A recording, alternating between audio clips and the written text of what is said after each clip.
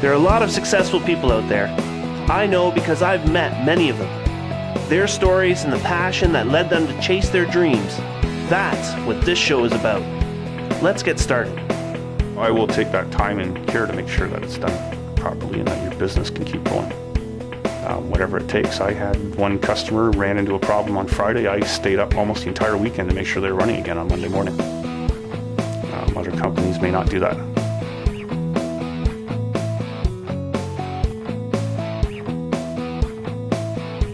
Born in London, 1963, and at Victoria Hospital. Enough detail there. And I've lived in London actually my entire life. Okay. I went to Stony Brook Public School, which was one of the brand new schools at the time, with the quads, as they called them, 4 classrooms in one big room. Then after that, I went to Lucas for 5 years for my grade 13, and then University of Western Ontario. In elementary school, hobbies, I had a model railway, HL scale railway and race set. I liked building that stuff. More building it than playing with it, though. You know, the playing was kind of fun too, but it was really the creating stuff I liked doing. Fiddled around a little bit with electronics as well. I was in scouting, so I'd like to go camping.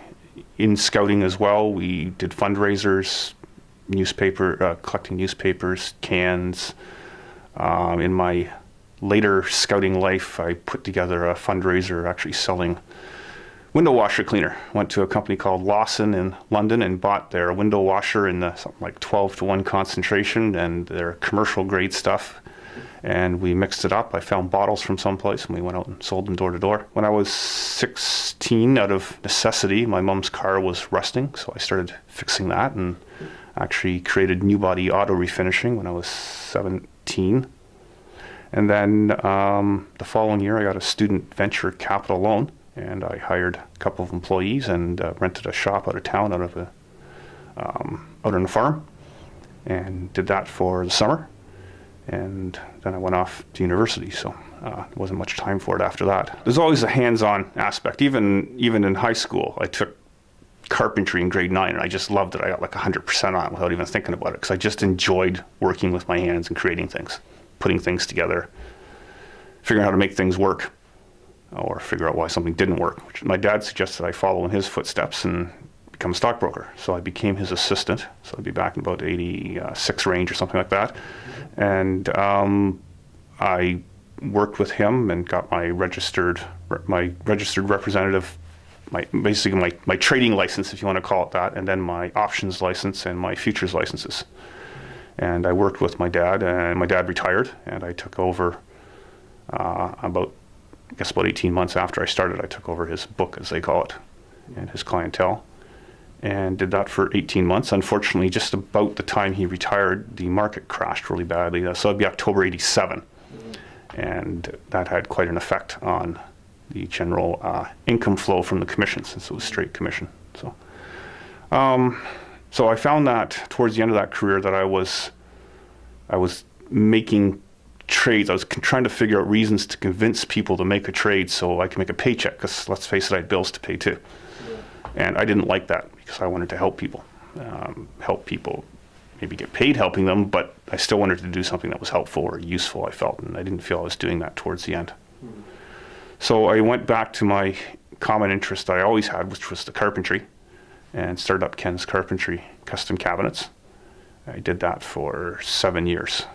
And hired some employees later on. I spent the first few years trying to figure out how to actually price the jobs out. I mean, it's great building a cabinet. It's another thing to make a living doing it.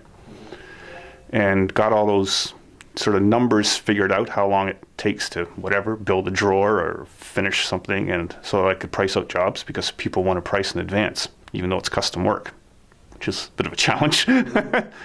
Hired employees, and found out that employees definitely do not work as efficiently as owners do. I was losing money, and I was working to pay my staff instead of me, which kind of defeated the whole purpose. And that's where I went back to university and took the psychology course. So I wanted to go to medical school. That was my plan. So I went for a general science degree initially.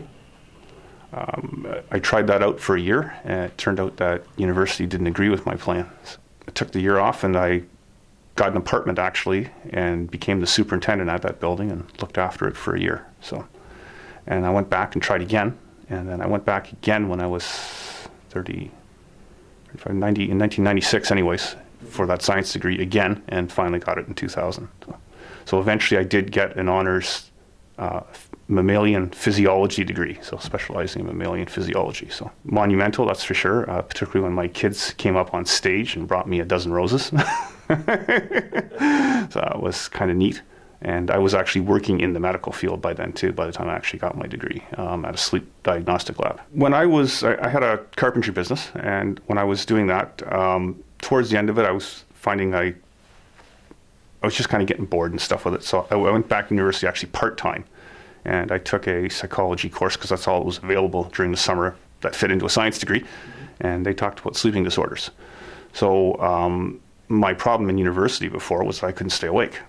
I would struggle continuously just to keep my eyes open in class, never mind trying to get half-decent notes.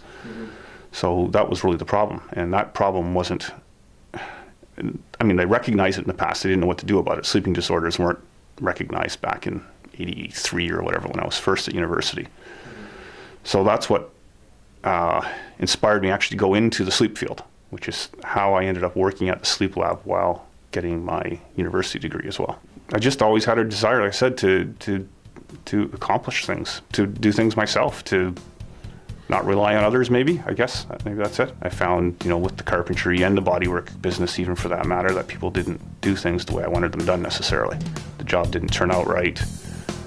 I guess that looked bad on me. It was my business. If the paint peeled off the car, or there was a bump after we painted it, or the cabinets fell apart, or there was a scratch on them, that always reflected on me. Yeah, I think the job has to be done right. I think that's important, that it's done right, and preferably done right the first time.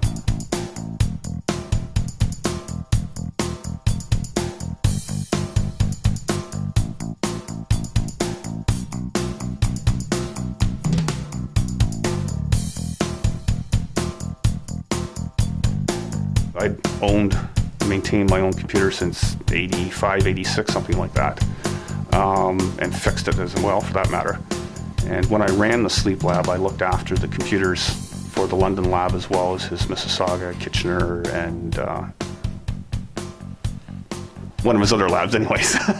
So I actually managed his staff as well. So here I was, in effect, running somebody else's business, really, and doing the IT stuff I liked, and fixing things, because the sleep lab also had a technical aspect, because we physically collected data on graphs, on a computer, mind you, but there were still electrodes to hook up and things needed fixing and stuff like that. So I thought, well, how do I get my medical interests and my computer interests and put them together? And that's how I created Med IT. My aim was to go after the physicians. I put together a very nice package. I went door to door. It was clear who my market was. You can look them up in the phone book. And did callbacks and stuff like that. And I got nothing out of it. And so I talked to my business advisor. I had gone through the Small Business Center, through the self-employment business program. And he said, well, Ken, I know it's not you. I know you have the right personality. I've seen the stuff. There's something else we're missing here. And what I was missing was that there is a relationship between the either secretary or the doctor and the technician. That's why we couldn't find anyone advertising, because they didn't need to. So I guess what I really learned from there was the need for a relationship with customers. I realized that any healthcare field, massage therapist, chiropractor, whatever, the process is still the same. They're scheduling patients, they're booking them, then they're either charging them depending on their service, or they're charging OHIP one way or the other. The process is the same from a IT kind of point of view. So I went after the other fields, found out a not dissimilar problem, that they already knew their technicians. So that's when I expanded into homeowners and other small businesses and so on. My aim is always to provide complete support for my customers. So if it has something to do with your computer, call me and I'll look after it. So in order to provide that complete service, I deal with 2 of the 4 largest electronics wholesalers in Canada. So I can get just about anything. I can then supply that product, install it, and maintain it. I can maintain it both on-site, all 3, I should say, on-site, off-site, and remotely. So what I really like to set up is a maintenance contract with the business. So instead of them calling me when something breaks or, oh, Ken, there's an update, should I click OK? So I can go on whatever is appropriate, depends on the situation, but maybe once a week and just take a quick check on those things and just click yeah, okay, or no. Also, part of what I would do in that maintenance contract is when I do a tune-up on a computer, what I really do mostly is antivirus scans. That's the big part of the tune-up. And I actually run 8 different programs now to feel I've got a computer clean. So on a maintenance contract, I will do that over the year. So I'll run one of the antivirus programs once a month. Next month I'll run a different one, so that over the year I'm in effect doing a tune-up. And then once a year I'll actually physically go in there and blow the dust and dirt out of it, because it's important to keep them clean as well so they cool properly. Also at the beginning I back up my data. If you go looking at competitors, you'll see that they piece that together. Well, the virus scan is $45. Well, that's great. That may or may not fix it. If they didn't clean the registry after removing the viruses, it might work, it might not. Oh, well, that's extra. Oh, cleaning the dust out? Well, that's extra. Oh, you want your data backed up before we start? Well, that's extra. To me, that's just running a responsible business. It's no good for either of us if you get your computer back and your data's gone. So if you take my price and compare it to somebody else who's offering all these bits and pieces, you'll find I'm actually probably about $30 or $40 less expensive, depending on who you go to, obviously. So you will see people advertising the tune-up $40. Well, they're probably just doing the virus scan. And you can bet when I go in there, you're signing a form that says they're not responsible for your data. I'm also provide printers. I'm a Xerox reseller, Hewlett-Packard, Brother. So I can get that printer, and then I can actually supply the cartridges as well, remanufactured cartridges or new ones delivered to your door. If it's a remanufactured, they'll actually pick up the old one too. I sell antivirus programs. I'm a Microsoft partner. I can get you Office, anything for your computer really. If it plugs into your computer, I can get it for you. Just the volume of it. You fix your computer once a year, let's say, or twice a year. I fix 7 or 8 computers a week or more, right? So you just get used to it, you know. I had one virus come in, and because I had it did something to the software that ran the latest wireless router. One of the routers that had come out, right. They'd found some little security breach in it, and they were able to put this piece of software on that affected them. Well, if it was just you with your router, you wouldn't have caught on. I caught on because I had 5 customers with this new router, and they all had problems within a couple of days of each other. Right. So just the fact that I have that volume, you get to catch on to some things like that, which the average person wouldn't. Quite frankly, just by working on computers, you end up staying up to date. You really don't have much of a choice. Things change all the time. I am a Microsoft partner. I get what's called an action pack from them. They provide me with software for, well, virtually free, so that I always have latest software, so I can, of course, being the techie I am, of course, I just can't help but playing with it, right? So, and they send me out sales stuff and other technical information, security alerts, things like that. So I built a computer system for a company.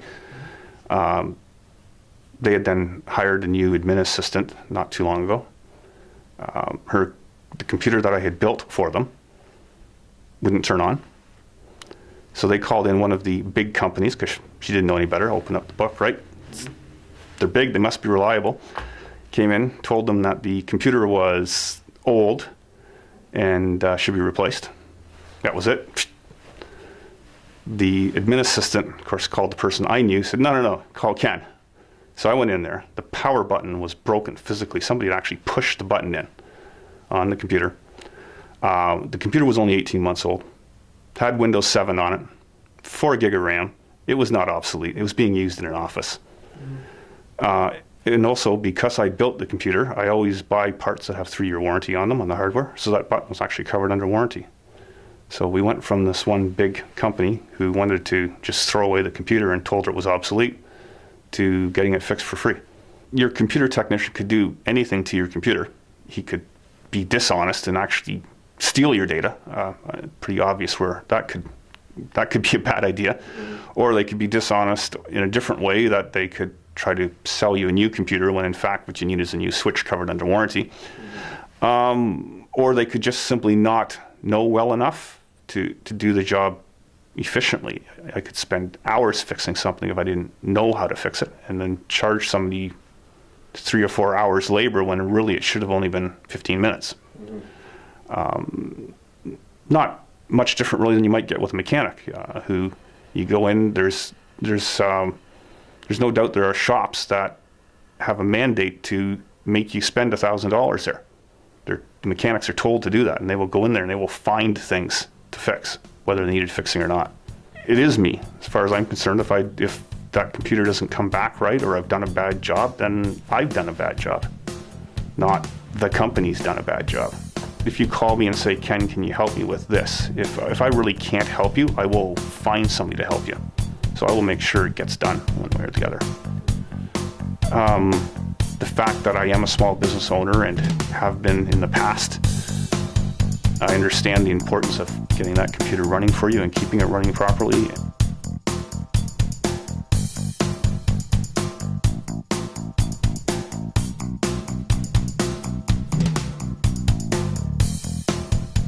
Viruses can do just about anything. If something goes wrong with your computer, it's probably not hardware. It's probably a virus. Probably 80% of what I do is clean viruses off computers. And but just people trying to diagnose their own machine and wasting time and money. Not every antivirus program has a complete list of every virus that exists. So no one antivirus program will ever do the whole job.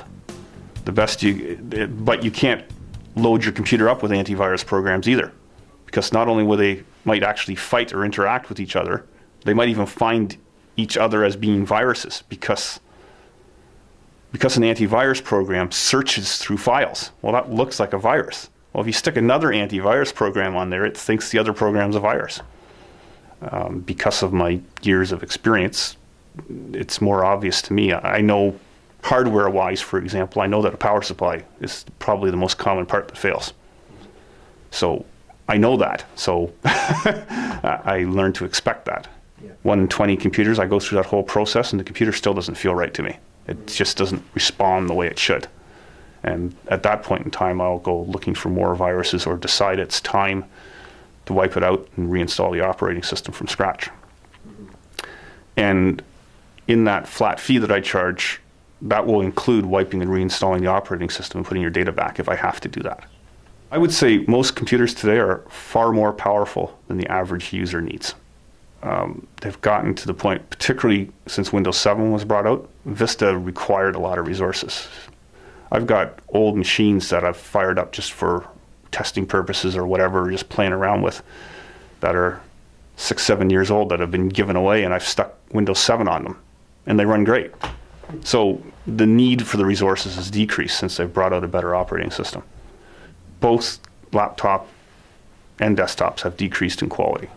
You can still get good machines. If you buy a Toshiba, a Tecra, for example, it's a business class machine. And it comes with a 3-year warranty, and you can expect it to last 3 years. But Toshiba will also sell their satellite line, which is a consumer class. They built it because other people were doing it and they needed to compete. Well, I guess on the IT side of things, there's certainly the Microsoft scam, as it's being called, where a company calls you on your phone and says, hi, I'm calling from Microsoft, or it might be just whatever, XYZ computer company, but regardless, and we're calling about your computer. And there's a problem, we're getting reports that there's a problem with it.